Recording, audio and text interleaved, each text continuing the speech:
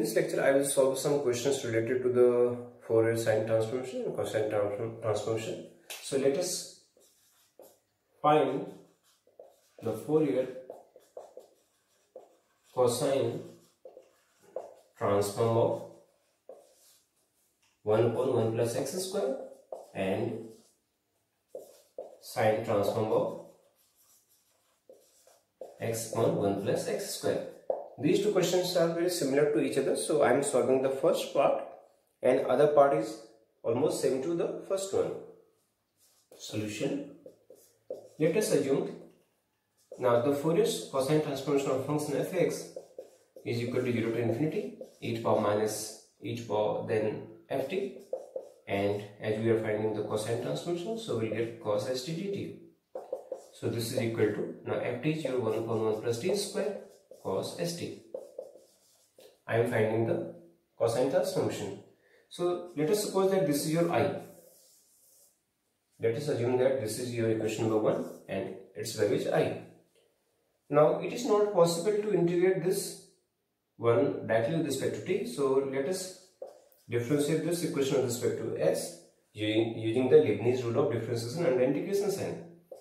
Now according to Leibniz rule, this total derivative will become partial derivative here, and we will get the differentiation of cos st will be with respect to s, this will be your minus t. So we will get minus t upon 1 plus t square, and the differentiation of cos t is sin st dt.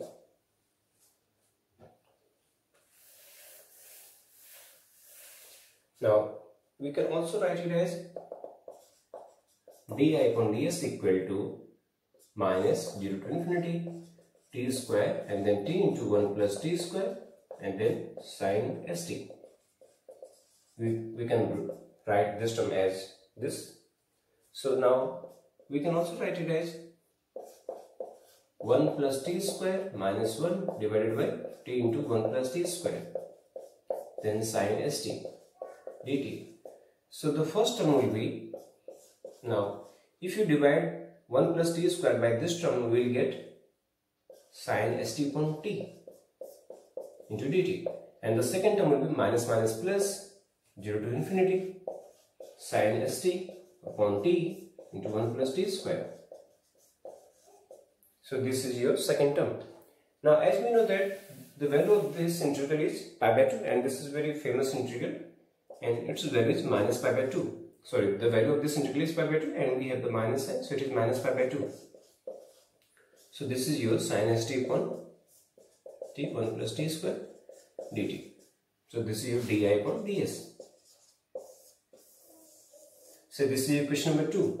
Please note these equations because we will need these equations during our calculation. So now again we have to find out I. Now again it is not possible to integrate this term. So let us differentiate this term again with respect to s. So on differentiation this term with respect to s, we will get d2i upon ds2. Here we will get 0. Now the differentiation of sin st will be your cos st, and we will get 1t outside. So we will get 0 to infinity. Now the differentiation of sin st will be your t times cos st and upon t into 1 plus t square dt. Please note that this was your equation number 1. This was your I. Therefore, d2i upon ds2 is equal to I. So this is minus I equal to 0. If d upon ds equal to your capital D, then this is your d square minus 1 I equal to 0. So the complementary function will be the final solution. Therefore, your I equal to, it has two roots. Suppose the auxiliary equation of this differential equation will be m square minus 1 equal to 0. So we will get m equal to 1 and m equal to minus 1. So if m equal to 1, then your answer will be c1 e to power st, c1 e to power s plus c2 e to power minus s, as we are differentiating with respect to s.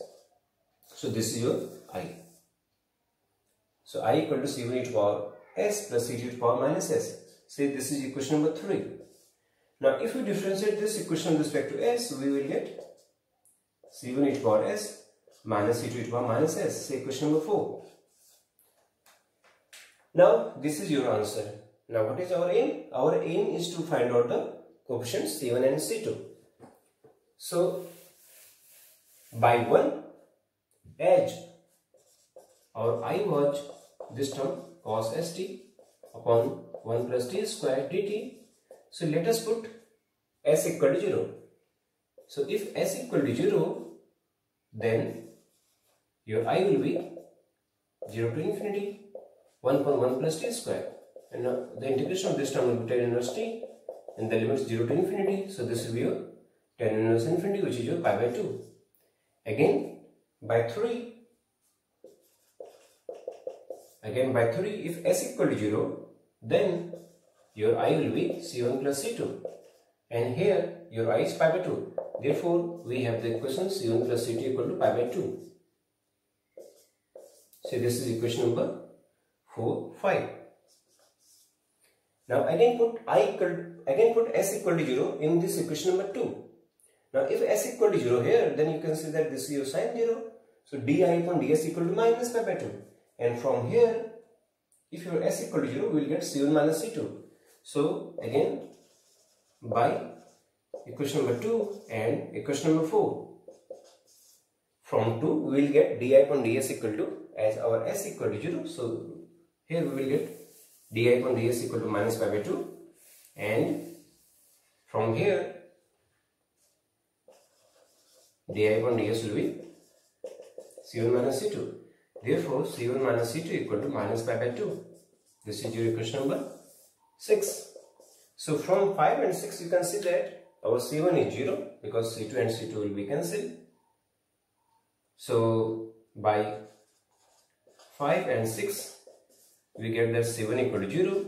Now if C1 is 0, then our C2 will be pi by 2. Therefore, our answer is the Fourier transformation of the Fourier cosine transformation is equal to pi by 2 e to the power minus s. So this is your answer. Therefore, the Fourier cosine transformation of 1 upon 1 plus x square. Therefore, the Fourier cosine transformation of 1 upon 1 plus x square is equal to pi upon 2 e to the power minus s. And the second part is very similar to this first part. So you can solve that part. Now, the final question. Let us solve one or two questions more. Now, so far we have find out the Fourier transformation. Now let us find out the Fourier inverse transformation. So find the Fourier inverse transformation of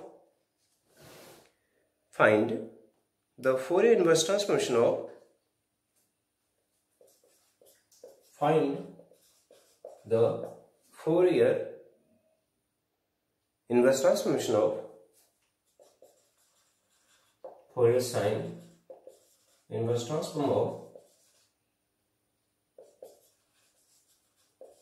s upon 1 plus s square. So find its Fourier inverse transformation. Solution. We know that fx equal to, now we are talking about the inverse transformation. So we know that the fx equal to 2 upon pi 0 to infinity. Now the Fourier transformation, sine transformation into sine st, and then integration with respect to s. So this was your formula. So this is equal to 2 upon pi 0 to infinity. Here we have s upon 1 plus s square sine st and ds. Okay. Now it is same as the previous question. If we assume this one as I, now we have the similar calculation as we have done in the last question, because now here I will write 1s and I will write 1s here. So this will be your 2 upon pi 0 to infinity. This will be your s square. Then we will get s upon s square plus 1, and we will get sine st dt. So this will be your 2 upon pi and 0 to infinity. So we can also write it as 1 plus minus 1 into s square plus 1 sine st dt. So this will be your equal to. So this is your, therefore your I can be equal to 2 upon pi 0 to infinity. Now the first term will be your sine st upon s, and the second term will be, the second term is minus 1 upon 0 to integral 0 to infinity sin st upon s square plus 1 dt, and the first term was your pi by 2, so this will be your minus 1. The first term is pi by 2, the value of this function was your pi by 2, so this is your pi by 2 into 2 upon pi, that means this will be a plus 1, and here we will get 2 upon pi and integral 0 to infinity sin st upon s into s square plus 1 dt, and this was your I. Now the difference between the last question and this question is that in the last question we have here di upon ds. Now here we are getting I. So we will differentiate this equation one more time with respect to t so that this s can be removed. Now rest part is similar to the previous question and we will get the almost same answer, and our answer will be, I am writing the answer for your reference. So here you will get the answer as, here the Fourier sine transformation of this function will be your e to the power minus x, and you can solve it because this is similar to the previous question. So on doing the similar calculation as in the last question, our answer will be this e to the power minus x. Find the Fourier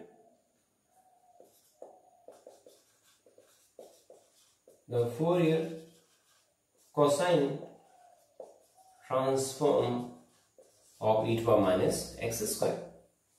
Here we have to find out the Fourier cosine transformation of e to the power minus x square. Solution: the Fourier cosine transformation of a function fx is equal to integral 0 to infinity, then the function ft, then as we are taking the Fourier transformation, so we will get cos st and then dt. Now in place of the function, and we will write it as f of scs.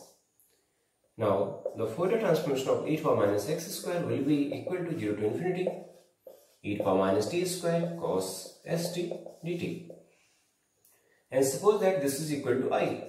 Now here it is not possible to integrate this term directly, so we will use different technique. So for that, let us assume this as I, and we have this result. Now we will differentiate this integral using the Leibniz rule of differentiation under integration sign, so that this can be integrated. So let us differentiate this one with respect to s. So if we differentiate this one with respect to s, so we will get this term. Now again, by Leibniz rule of differentiation under integration sign, this total derivative will become the partial derivative of cos st and then dt. Now the partial differentiation with respect to s will be your, this is equal to 0 to infinity e to the power minus t square, then the differentiation of cos will be minus sine, and as we are differentiating with respect to s, so we will get this term. So this is equal to 0 to infinity, and we can write it as minus t e to the power minus t square, then sine st dt. So let us have the by part integration. For that, please remember that we can integrate this term, because the integration of minus t e to the power minus t square dt will be, now if suppose that if t square is equal to minus t square equal to u, then you can say that minus t dt will be your du by 2. So this will be your, so this integral will be your e to the power u, and then in place of minus t dt we have du by 2. So this will be your half e to the power u, and this means this one. So the integration of this is equal to half e to the power minus t square. So let us have the by part integration. For that, here we will get, now the integration of this is equal to half e to the power minus t square and sine st. So this is equal to sine st, and then our limits from 0 to infinity, then we will have minus sign, and here the integration of this one is equal to, and then we will differentiate this. Now differentiation of sine will be your cos, and we will get s outside. We will have the limits 0 to infinity. Now here we will get e power minus t square, and now the differentiation of sine is cos st dt. Here you can see that our upper limit and lower limit both are 0. So this term will be 0, and here we will get s by 2, then the limit 0 to infinity e power minus t square cos st dt. Please note down that this was your original I. As this was my I, so this is equal to minus s by 2 into I. Therefore, our di upon ds is equal to minus s by 2 I. Now let us integrate this one. So this will be your di upon I equal to minus s upon 2 ds. So on integration, we will get log I is equal to, now the integration of s will be s square by 2. So this will be your s square by 4 plus some constant of integration, say log c. So we will get log a upon b is equal to e to the power minus s square by 4. So your I equal to c times e to the power minus s square by 4. So this is your I. Also, originally our I was, I think our I was 0 to infinity e to the power minus x square cos, or you can say e to the power minus t square cos st dt. So this was your I. Now if, say this is equation number A, now if I equal to 0 in this term, if your t equal to 0, if t equal to 0, or you can say if s equal to 0, or okay, now if s equal to 0, I think I am missing some equation. Originally my I was this term. So if t equal to 0, or you can say if s equal to 0, okay, now if s equal to 0, then from here we will get I equal to 0 to infinity e to the power minus t square dt. Now if s equal to 0, then we will get this term, and now the value of this integral is equal to root pi upon 2. Please note this. The value of this integral is root pi upon 2, again by 1, again by a. Now if your s equal to 0, your I will be e to the power 0, e to the power 0 is 1, so your I is c. So on comparing these two results, therefore our c will be root pi upon 2. So our c is root pi upon 2, therefore our answer is, therefore our I is root pi upon 2 e to the power minus s square by 4. This is your Fourier transformation of the Fourier cosine transformation of e to the power minus x square. Then let us solve another question. Find the Fourier sine transformation of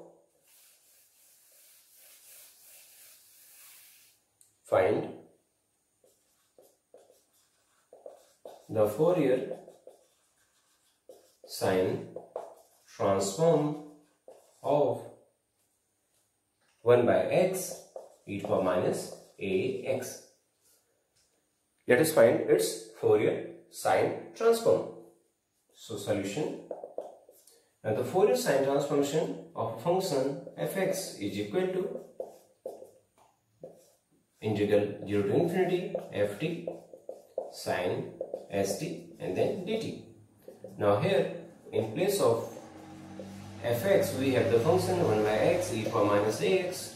So this is equal to 0 to infinity e to the power minus at upon t sine st then dt. Again let us assume this one as I. Therefore our I equal to 0 to infinity e to the power minus at upon t sine st dt. We are using the Leibniz rule of differentiation under integration sign. So for that let us differentiate this whole equation with respect to s. Now in the right hand side we will have e to the power minus at upon t. Now the differentiation will become the partial differentiation, and as we are differentiating with respect to s, so this will be your e to the power minus at upon t, and the differentiation of this will be your cos st, and here we will get, as we are differentiating with respect to s, so we will get t and dt. So we are getting e to the power minus at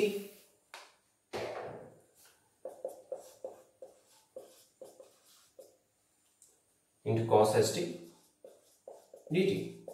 Please note down that here we have differentiated this I with respect to s so that this t can be removed. Now on differentiation of this I with respect to s, we will get our t outside, and hence this t is removed. Now we have the that formula for this, which is equal to e to the power minus at upon a square plus s square, then minus a cos st. Then we will get the differentiation of cos st, which is your minus, so this is your plus s sine st, and then limits from 0 to infinity.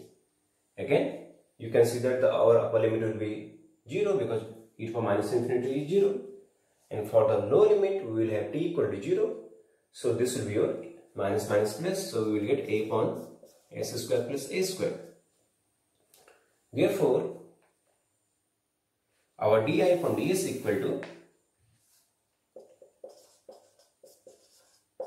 a upon s square plus a square. So let us integrate this term. So your I will be a times integration of s square plus a square into ds plus some constant of integration. Now here you can see that this is your 1 upon a, that means your a will be cancelled. Tan inverse s upon a, tan inverse s upon a plus some constant of integration. So this is your I, and originally your I was this term. Now if s equal to 0, then take our original I. Then our I was 0 to infinity, I think e to the power minus at upon t, and here we have this term. Now if s equal to 0 here, then this will be your 0. If our s equal to 0, then from this original equation our I was 0. Now as our I equal to tan inverse s upon a plus c, now if s equal to 0 here, then we will get tan inverse 0, that is 0. So c equal to I, and your I was 0. So therefore our c is 0. So therefore your I will be tan inverse s upon a. So this is your this original I, and that means therefore the Fourier sine transformation of 1 by x e to the power minus ax is equal to 1 upon tan inverse s upon a. Now if a equal to 1, then the Fourier transformation of 1 upon the Fourier sine transformation of 1 upon x into e to the power minus x will be tan inverse s.